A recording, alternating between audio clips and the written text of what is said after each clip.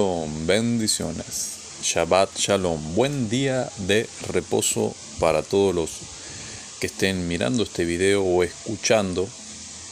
Vamos a tocar el día de hoy sobre el Shabbat. Guardar el séptimo día de reposo o guardar, como muchos creyentes dicen, el día del Señor, que es el domingo. Porque dicen que el Señor resucitó en domingo. Vamos a ver lo que deja las Escrituras para enseñanza. Bien, si realmente sigue vigente de guardar el séptimo día, Shabbat, que significa cesar, cese de toda obra, si realmente Yeshua, Jesús, conocido como en el cristianismo, si realmente abolió ese día de reposo y ahora es como muchos cristianos católicos, protestantes, dicen que el día del Señor es el primer día de la semana, el domingo, porque el Señor resucitó ese día. Bueno, vamos a leer uno de los 10 mandamientos que el Eterno se lo dio a Moisés en el monte Sinaí, que dice así: acuérdate del día de reposo para santificarlo. Vamos a ver que es el único mandamiento de los 10 que dice recuerda, acuérdate del día de reposo para santificarlo. Y vamos a ver si realmente ese día sigue vigente, ese mandamiento, ley, en hebreo, Torá, en griego, nomos. La gran mayoría de los cristianos tradicionales asisten a la iglesia los domingos. Sin embargo, la Biblia habla de observar el séptimo día. ¿Quién cambió el séptimo día por el primero? La gran mayoría de los cristianos tradicionales asisten a las iglesias los domingos, algunos por rutina, otros ocasionalmente. A muchos les sorprende saber que algunos cristianos asisten a la iglesia el séptimo día. Sin embargo, la Biblia observa que el séptimo día fue dado por el Creador. Entonces, ¿cómo llegó a esto? La historia nos brinda algunos detalles impactantes que ahora vamos a mostrarlo a través de su boca, lo que es Roma, el Vaticano, el Papado, uno de sus sacerdotes, cómo declara que ellos cambiaron el séptimo día por el primer día. La Biblia deja claro que Yeshua, Jesús, observó el séptimo día y sus apóstoles también observaron el séptimo día después de su muerte. Muchos defensores del cristianismo convencionales intentan atribuir el origen de la observancia del primer día, el domingo, a los apóstoles.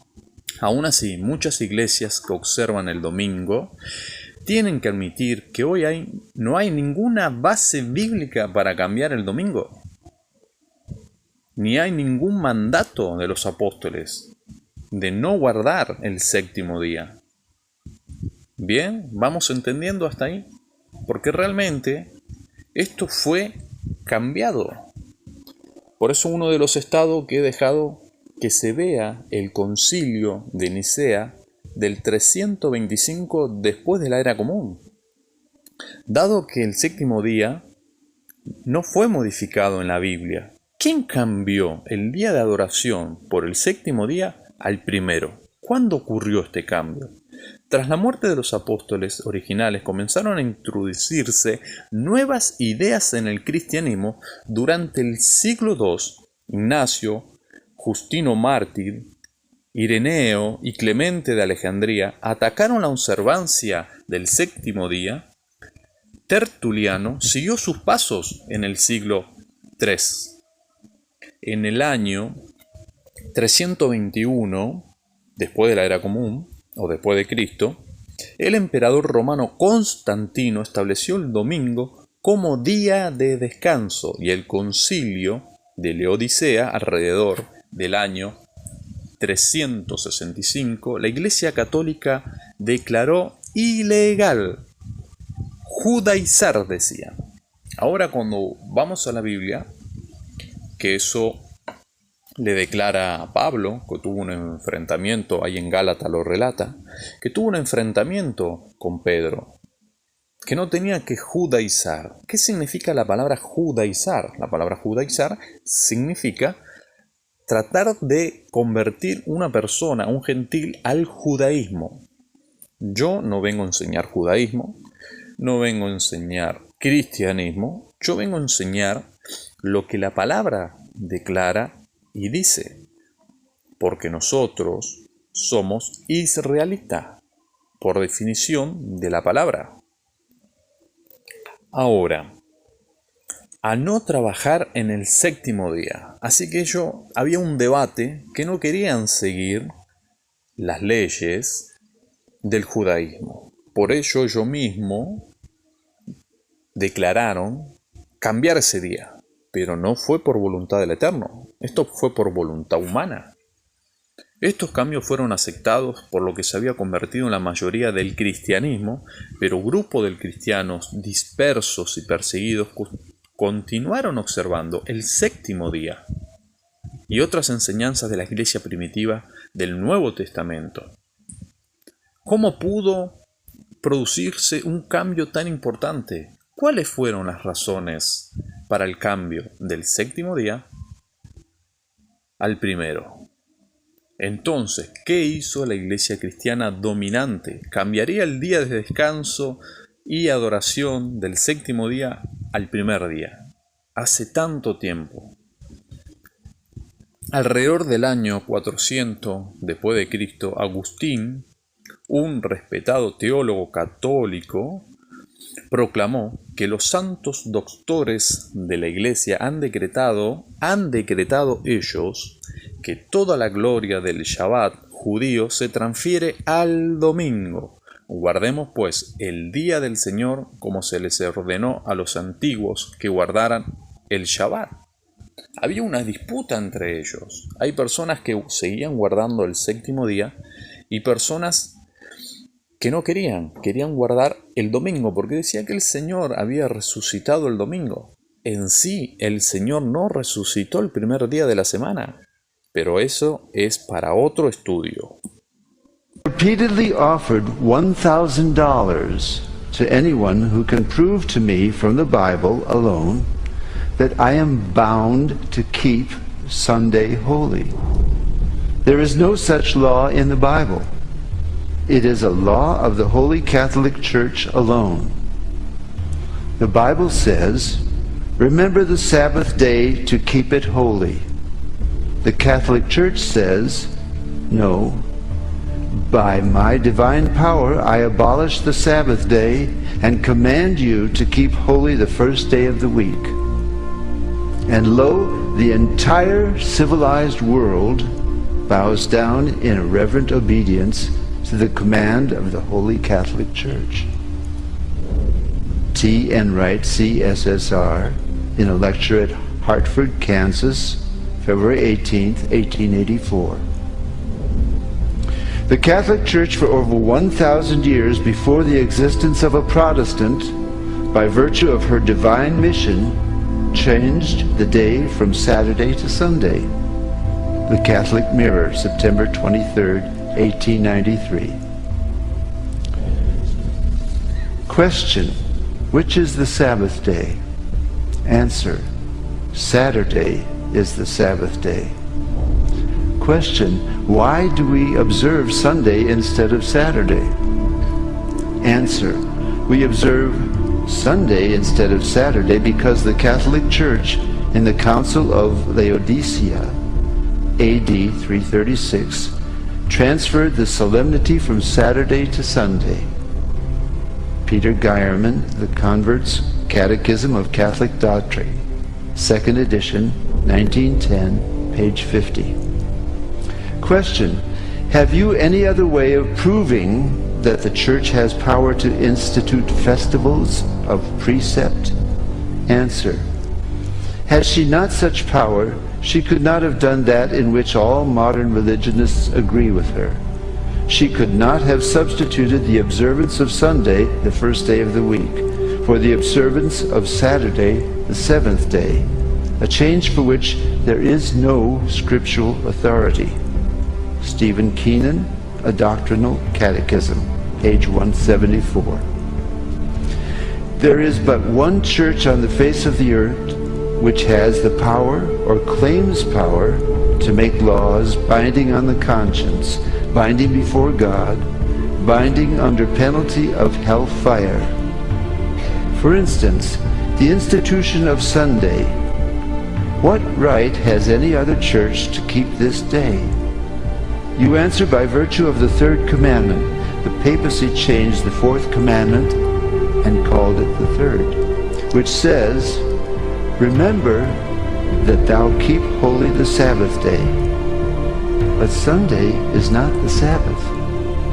Any schoolboy knows that Sunday is the first day of the week. I have repeatedly offered $1,000 to anyone who will prove by the Bible alone that Sunday is the day we are bound to keep, and no one has called for the money. It was the Holy Catholic Church that changed the day of rest from Saturday, the seventh day, to Sunday, the first day of the week. T. Enright, CSSR, in a lecture delivered in 1893.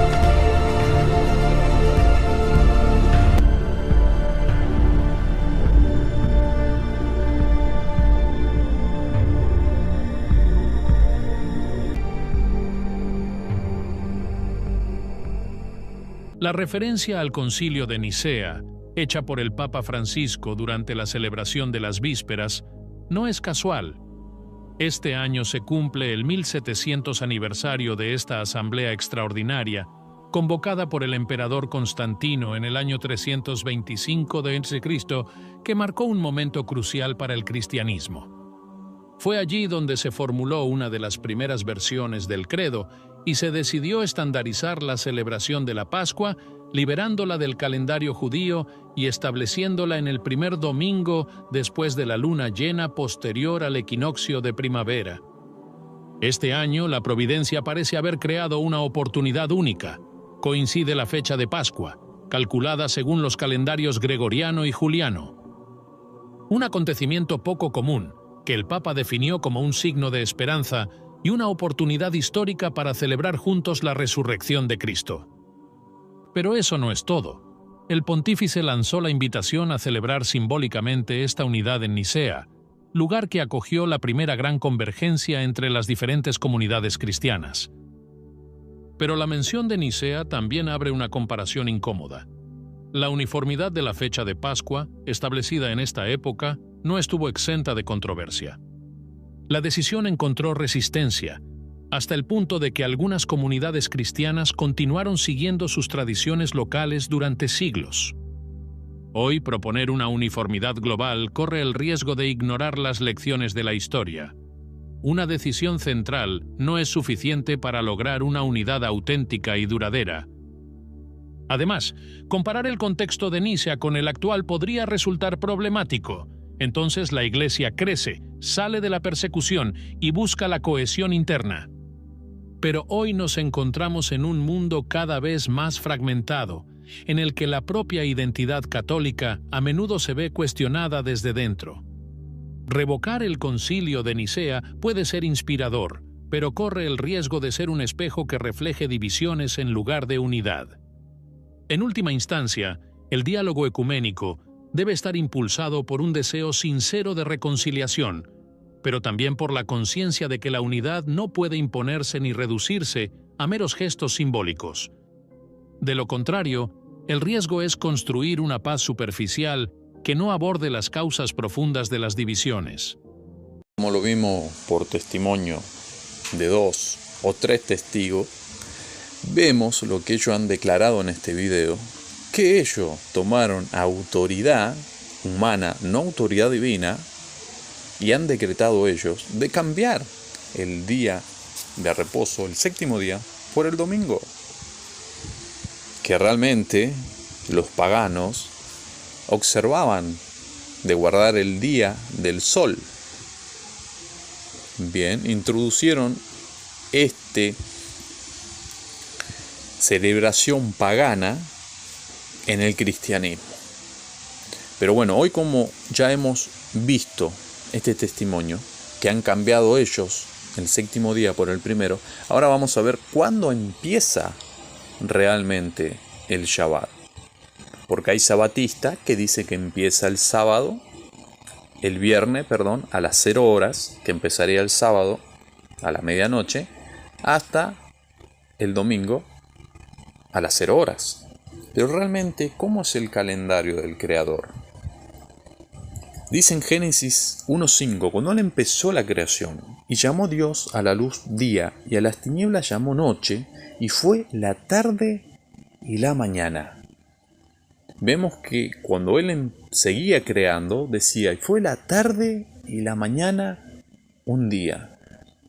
Deja reflejado que el calendario del Creador empieza de la tarde a la mañana.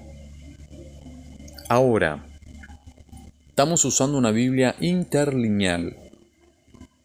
Todo pueden usar esta página. O si alguno en su defecto tienen un diccionario. Vamos a ver la palabra tarde en el Strong del hebreo 6153, que significa Erev, anochecer, crepúsculo, anochecer, caer la noche, caer la tarde, caída de la tarde, hora de la tarde, coma nocturno. Hay una derivación del 6150 que significa anochecer, Arab. La definición es oscurecerse, a la puesta del sol, anochecer, oscurecer, tarde. Quiere decir que el séptimo día empieza el día viernes al caer el sol hasta el sábado, hasta caer el sol. El calendario del Creador, Él no cambia, Él no tiene sombra de variación. Él es el mismo de ayer, de hoy y por los siglos de los siglos. Él no ha cambiado, Él no va a cambiar sus leyes. ¿Estamos bien hasta ahí? ¿Vamos siguiendo lo que realmente la Escritura dice? Ahí vamos a ver en Levíticos 23 que cuando habla de las fiestas, realmente la palabra fiesta en hebreo significa moed, moadim, que significa tiempos establecidos, un calendario del Creador. Y aquí, como vamos a leer, es el día de Yom Kippur, el día de la expiación, el día del gran duelo, del gran ayuno. Dice, día de reposo será a vosotros, y afligiréis vuestras almas, comenzando a los 9 días del mes de la tarde, y se conmoverá este día, de tarde a tarde guardaréis vuestro reposo. Aquí nuevamente está diciendo, de tarde a tarde. Ese es el día del Creador. Empieza cuando cae el sol, hasta el otro día cuando cae el sol. Por eso el Señor creó las lumbreras, la mayor y la menor, para señales. Pasajes, hay miles y miles de pasajes que hablan de guardar el día de reposo, el séptimo. Aún David y Daniel sabían cuándo empezaba el día, el calendario del Creador. Salmos 55:17. Tarde y mañana y mediodía oraré y clamaré, y a Él oirá mi voz. Tarde, Él reconocía cuándo empezaba el día. Tarde y mañana y mediodía. No dicen como hoy. Mañana, tarde y noche. No, dice tarde y mañana y mediodía. Vemos también cuando le da la profecía a Daniel, la revelación de la profecía, y dijo hasta 2300 tardes y mañana. ¿Cómo empieza el día?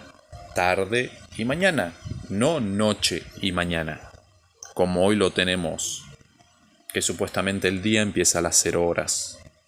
No, para el Creador, y el Creador no cambia y no fue abolido su ley, sus mandamientos. Porque vemos, dijo el Señor en San Mateo 5:17, no penséis que he venido para abrogar la ley o a los profetas, no he venido para abrogar, sino para cumplirla. Me podrán decir, bueno, viste, Él vino para cumplirla, para que nosotros no tengamos que cumplir la ley. Y no es así, porque sigamos leyendo. Siempre tenemos que leer todo el contexto del texto para no hacer un pretexto. En el 18 dice, porque de cierto os digo, hasta que pasen el cielo y la tierra, ni una jota, ni una tilde pasará de la ley, hasta que todo se haya cumplido. Cielos y tierra no han pasado. Quiere decir que la ley del Creador sigue vigente. De manera que cualquiera que quebrante uno de estos mandamientos muy pequeños y así que enseña a los hombres muy pequeños será llamado en el reino de los cielos. Mas cualquiera que los haga y los enseñe será llamado grande en el reino de los cielos. Y termina diciendo, porque os digo que si vuestra justicia no fuera mayor que las de los escribas y fariseos, no entraréis en el reino de los cielos. Ahí podemos hablar otro tema, pero eso es para otra ocasión. Hoy queremos entender que el día del Creador, de reposar, de cesar de toda obra, el séptimo día, sigue vigente. Es más, los apóstoles, después de la muerte y resurrección del Mesías, judíos y gentiles seguían guardando el séptimo día. Como la Escritura, ¿qué día guardaban los apóstoles? Acompáñame. Hechos 13:14.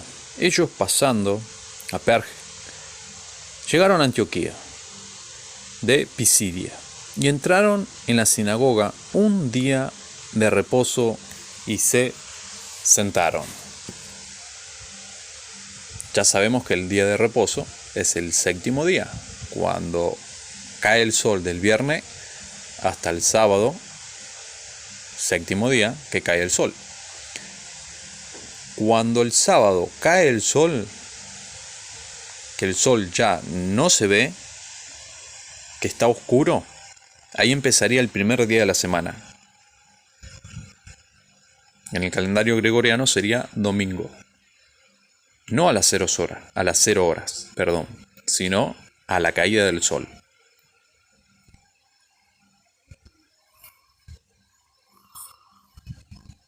Vamos a ver otro pasaje en Hechos, capítulo 13,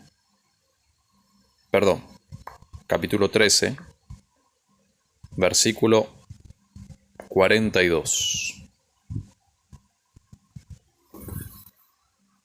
Cuando salieron ellos de la sinagoga de los judíos, los gentiles le rogaron que el siguiente día de reposo les hablasen de estas cosas. Judíos y gentiles. En el 44,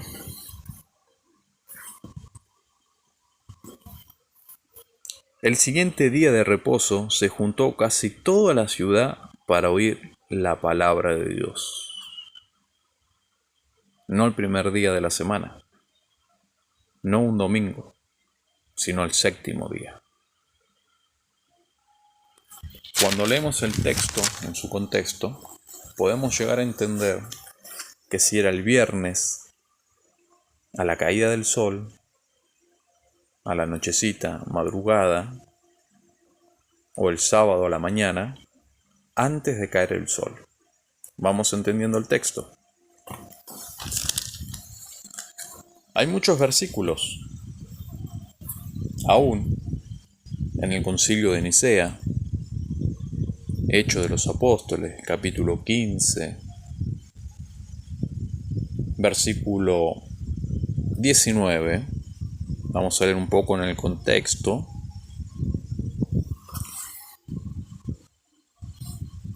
cuando ahí había una disputa porque los gentiles, que la palabra gentil era una palabra republicano, pagano, fuera de las naciones, fuera del pacto del Eterno, se estaban convirtiendo a lo que era la palabra de Dios, al Evangelio, buenas nuevas. Hechos 15:19, por lo cual yo juzgo que no se inquiete a los gentiles que se conviertan a Dios, sino que se les escribe que se aparten de las contaminaciones a los ídolos, de fornicación, de ahogado y de sangre. Porque Moisés desde los tiempos antiguos tiene en cada ciudad que lo predique en las sinagogas donde es leído cada día de reposo. Vemos, porque muchos creyentes cristianos, protestantes y católicos dicen, no, se le dio solamente esos mandamientos, que no coman con sangre, cosas sacrificadas a los ídolos, que se aparten de la fornicación, pero sigue hablando en el versículo 21, porque Moisés desde tiempos antiguos tiene en cada ciudad quien lo predique en las sinagogas, donde es leído cada día de reposo. Quiere decir que al Espíritu de Dios les pareció bien que se le escriba esas cosas para empezar de una desintoxicación del paganismo. Por el momento, esos mandamientos que tenían que guardar los gentiles estaba bien, porque ellos iban a seguir aprendiendo los mandamientos del Eterno, porque iban a presenciar cada día de reposo en la sinagoga, que la palabra sinagoga es en griego, en el hebreo es Keilah, y hoy en día lo entendemos como iglesia, congregación, asamblea. ¿Bien? Así que al principio los gentiles se tenían que desintoxicar de las fornicaciones, de comer cosas sacrificadas a los ídolos y no comer nada con sangre. ¿Se entiende el punto en su contexto en el texto? Porque a veces venimos de las religiones y leemos un versículo y hablamos cosas que van contra la escritura del Eterno y decimos esto es del Espíritu de Dios, cuando sabemos que eso es blasfemia y es un pecado que no será perdonado. Cuando atribuimos algo al Espíritu de Dios y va en contra y la misma palabra del Creador. Espero que esto haya sido de bendición. Es un tema muy extenso, muy largo. Quise tratar de hacerlo más corto posible,